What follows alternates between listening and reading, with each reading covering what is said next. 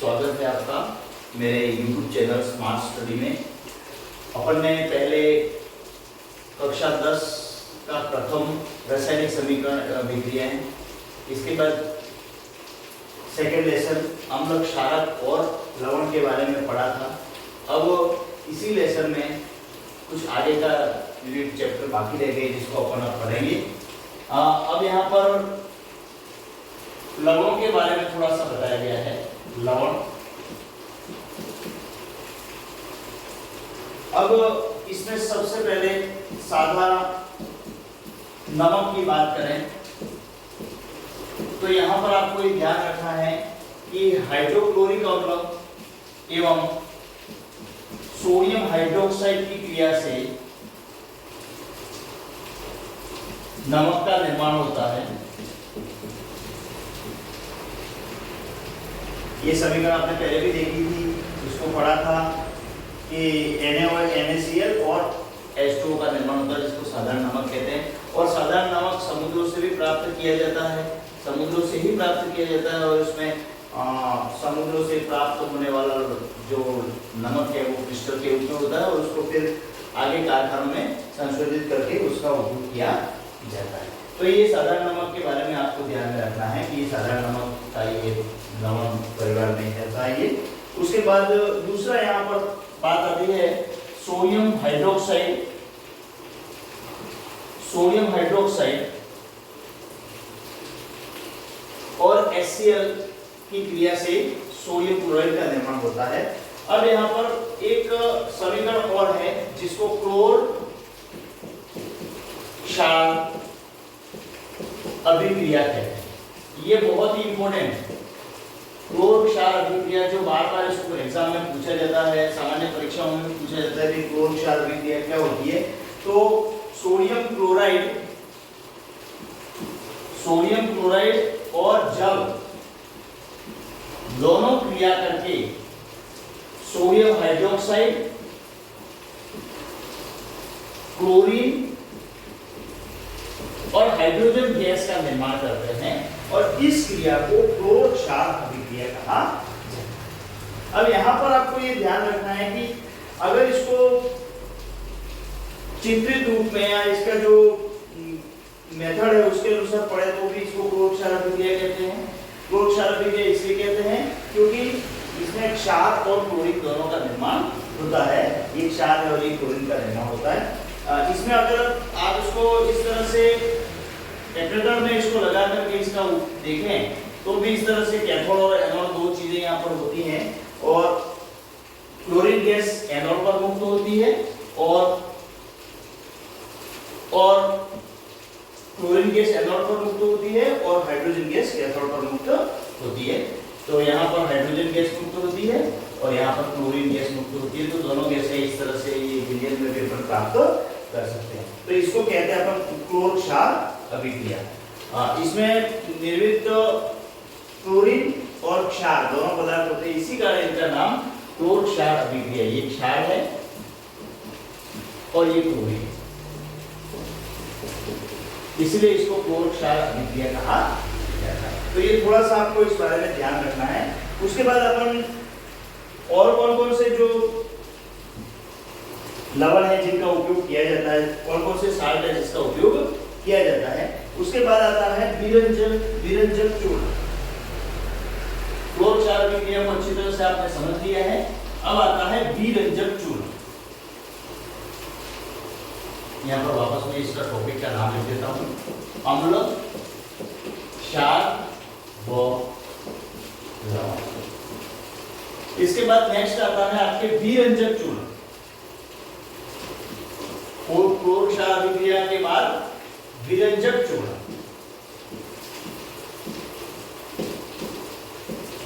विरंजक चूर्ण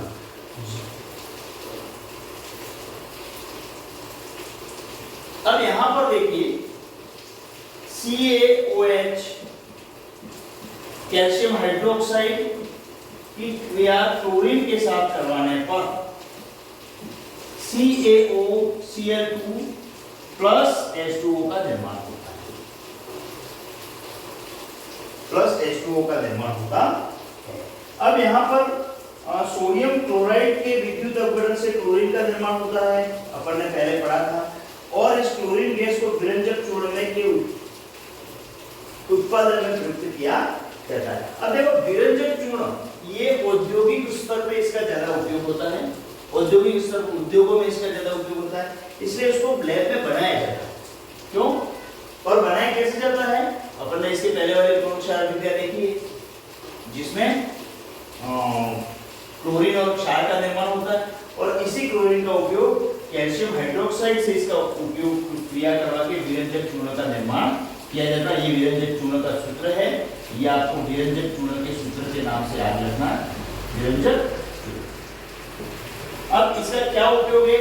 तो वस्त्र उद्योग में देखो इसके उपयोग भी याद रखने आपको, वस्त्र उद्योग में।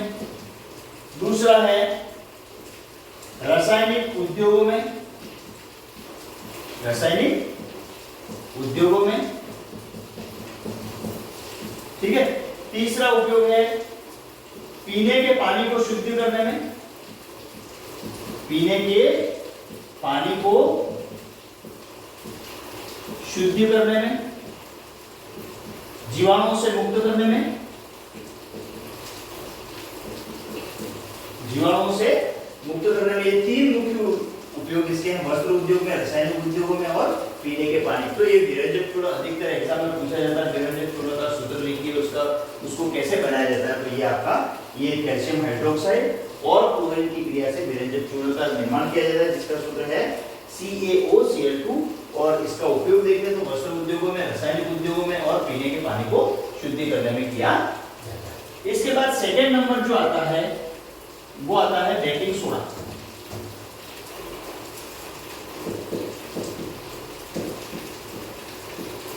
बेकिंग सोडा,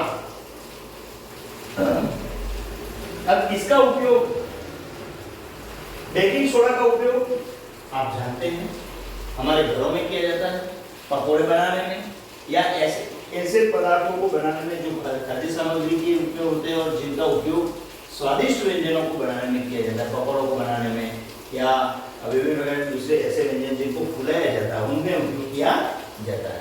और खाने को अब इसमें देखो कभी-कभी क्या होता है बेकिंग सोडे का उपयोग भोजन को ज्यादा जल्दी से पकाने के लिए भी उपयोग किया जाता है। अगर भोजन जल्दी नहीं पक रहा हो तो थोड़ा सा सोडा डाल दिया जाता है जिससे इसका जो पकने की दर है वो इसका रासायनिक नाम सोडियम हाइड्रोजन कार्बोनेट है। इसको कहते हैं sodium hydrogen carbonate, sodium hydrogen carbonate कहते हैं। और सोडियम क्लोराइड का उपयोग एक मूल पदार्थ के रूप में किया जाता है। जैसे देखो इसका NaCl plus H2O plus CO2 plus NH3 ये तीन मिला करके ये चार पदार्थ मिल करके ammonium chloride NH4Cl plus sodium bicarbonate या सोडियम हाइड्रोजन कार्बोनेट, देखो ये इसका सूत्र है सोडियम हाइड्रोजन कार्बोनेट या इसको सोडियम बाइकार्बोनेट भी कहा जाता है। ये याद रखना आपको, ये सोडियम क्लोराइड है, सोडियम क्लोराइड, जल, कार्बन डाइऑक्साइड, अमोनिया, तो इन चारों से अमोनियम क्लोराइड,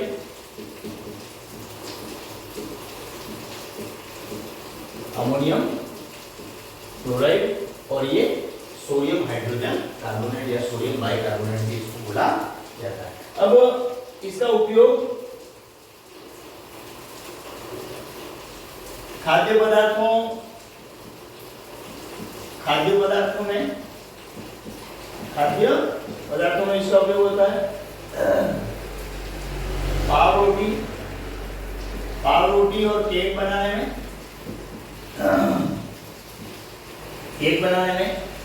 ठीक है। इसके बाद ये इसका उपयोग पेट की अम्लता को दूर करने के लिए भी किया जाता है। पेट की अम्लता को दूर करने में एंटासिड के रूप में भी काम आता है और अग्निशामन यंत्र में भी उसका उपयोग अग्निशमन यंत्र में किया जाता है।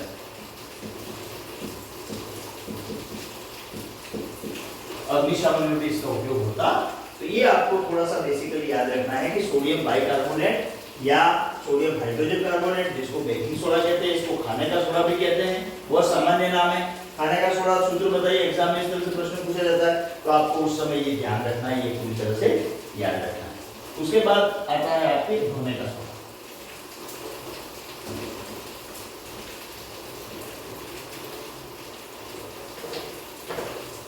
इसके बाद आता है आपके धोने का सोडा।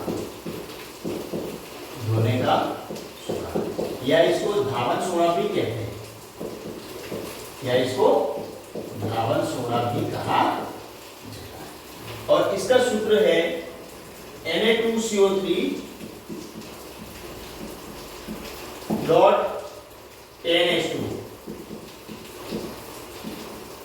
सोडियम बाइकार्बोनेट के 10 जल के अणुओं के साथ इसका सूत्र बनता है। तो इसका उपयोग सोडियम, ये भी सोडियम क्लोराइड से प्राप्त होता है और इसमें बेकिंग सोडा को गर्म करके सोडियम कार्बोनेट प्राप्त किया जा सकता है। सोडियम कार्बोनेट का पुनः क्रिस्टलीकरण सोडा प्राप्त करने में किया जाता है। तो ये भी एक कॉमन नेम है और इसको ये ध्यान रखना है कि ये सूत्र आपको ध्यान में रखना है। अब इसको कैसे बनाते हैं, तो sodium carbonate plus NH2O equal to Na2CO3 dot 10H2O, ये है धोने का सोडा। धोने का सोडा। तो यहां पर आपको ये ध्यान रखना, देखिए धावन सोडा या धोने का सोडे का सूत्र याद रखने के लिए आपको सोडियम कार्बोनेट का सूत्र ही याद रखना है, उसके साथ NH2 को जोड़ देना है, तो उसको अपन कहेंगे धोने का सोडा। तो इसका उपयोग कांच, साबुन और कागज उद्योगों में किया जाता है। कांच, साबुन व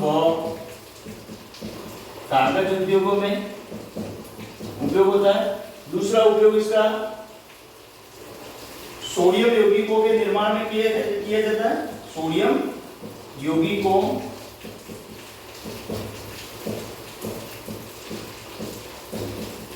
के निर्माण में किया जाता है, ठीक है। और तीसरा उपयोग इसका घरों की साफ सफाई में भी होता है इसका उपयोग। और लास्ट में जल की स्थायी कठोरता को दूर करने में, जल की स्थायी कठोरता को दूर करने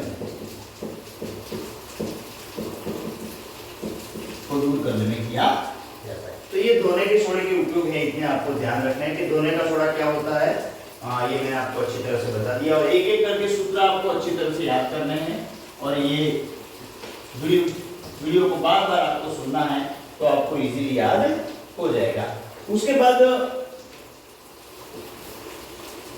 एक यहाँ पर बात आती है आपके इस एनसीईआरटी की जो साइंस की किताब है, विज्ञान की, उसमें एक मुख्य बात आती है क्रिस्टलन का जल। ये अधिकतर एग्जाम में पूछा जाता है, क्रिस्टलन का जल। क्रिस्टलन का पानी किसे कहते हैं, तो लवण के एक सूत्र इकाई में जल के निश्चित अणुओं की संख्या, लवण के एक सूत्र इकाई में, ठीक है, समझ रहे हो इसको। क्रिस्टलन का जल का क्या अर्थ है, लवण के एक सूत्र इकाई में जल के निश्चित अणुओं की संख्या, जल के एक सूत्र इकाई में लवण के एक सूत्र इकाई में जल के निश्चित अणुओं की संख्या, निश्चित अणुओं की संख्या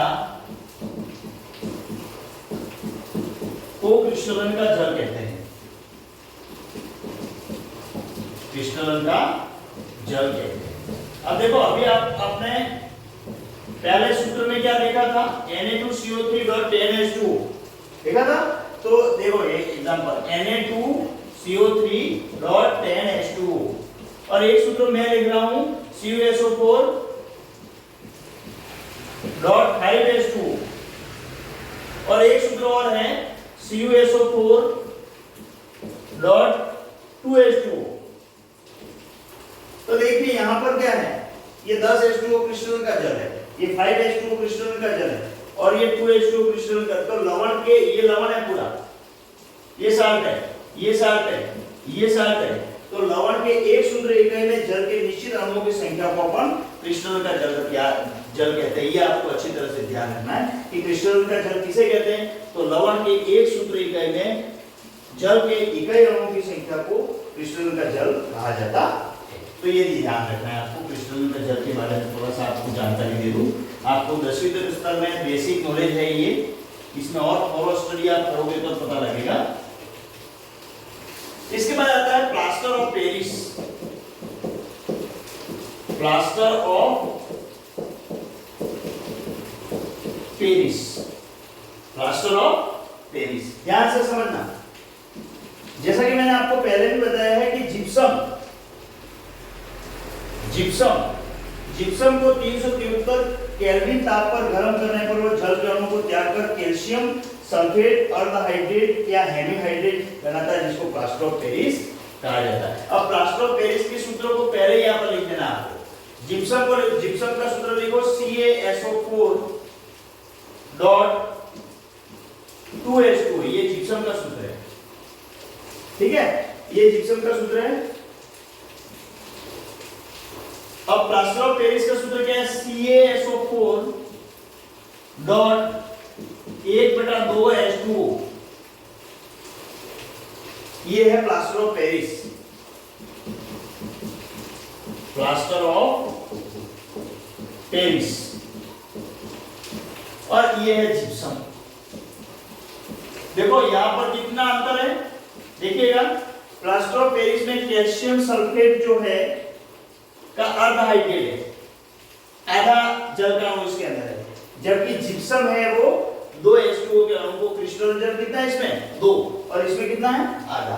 तो यहां पर ये इसका प्लास्टर ऑफ पेरिस। अब इसको इस बनाने के लिए एक समीकरण भी दे रखी है, यहां पे देखिएगा CaSO4 dot 1/2H2O plus dead H2O, dead इसमें मिलाएंगे वापस, dead H2O equal to CaSO4 dot 2H2O। ये जिप्सम बनता है, ये प्लास्टर ऑफ पीओपी कहते हैं इसको, प्लास्टर ऑफ पेरिस। तो इसका उपयोग क्या होता है कि प्लास्टर ऑफ पेरिस के ऊपर हड्डियों को, टूटी हुई हड्डियों को जोड़ने के लिए, मूर्तियां बनाने के लिए, खिलौने बनाने के लिए, है ना। आपने अपने घर में देखे होंगे खिलौने जो कि अब प्लास्टर ऑफ पेरिस के बने हुए, जो आपके हाथ से गिरते ही टूट जाते हैं। इसके बाद आपने देखा होगा बहुत सारे व्यक्तियों में कभी-कभी कुछ फ्रैक्चर हो जाते हैं हाथों में, पैरों में या कहीं पर भी, तो प्लास्टर ऑफ पेरिस लगाया जाता है, जिसमें पट्टा लगा करके इस तरह से हाथ को रखा जाता है। इसके बाद खिलौने बनाने में आदि में इसका उपयोग होता है। तो ये आपको ध्यान रखना है कि सफेद प्रकार का चूर्ण होता है जो हवा के संपर्क में आने पर वो पुनः जम जाता है, जिप्सम बन जाता है, जिप्सम कठोर हो जाता है, जिससे ये सफेद रंग का चूर्ण होता है, सफेद चूर्ण है, ठीक है, जिसको जल के संपर्क में उसको मिलाया जाता है और मिला करके वायु के संपर्क में आने पर वो ये कठोर हो जाता है, जिसको जिप्सम कहते हैं, ठीक है। जल का केवल आधा क्रिस्टलिन जल का केवल आधा क्रिस्टलिन के रूप में जुड़ा हुआ होता है, इसको ये इस खिलौने बनाने में इसका उपयोग किया जाता है। उपयोग में लिखो, उपयोग में प्लास्टर ऑफ पेरिस में, खिलौने बनाने में, खिलौने बनाने में, मूर्तियां बनाने में, मूर्तियां बनाने में इसका उपयोग किया जाता है। तो ये आपको प्लास्टर ऑफ पेरिस के बारे में अच्छी तरह से ध्यान में रखना है। तो ये अम्ल, क्षार और लवण का जो लेसन था आपके, उसमें बहुत सारी मोटी-मोटी बातें मैंने बता दी हैं। अब अपन नेक्स्ट वीडियो में पढ़ेंगे आपके क्लास 10 का तीसरा लेसन। तो इस वीडियो को आप अच्छी तरह से देखिए, याद रखिए, जो भी सूत्र मैंने बताया वो आपको याद रखने। धन्यवाद। वंदे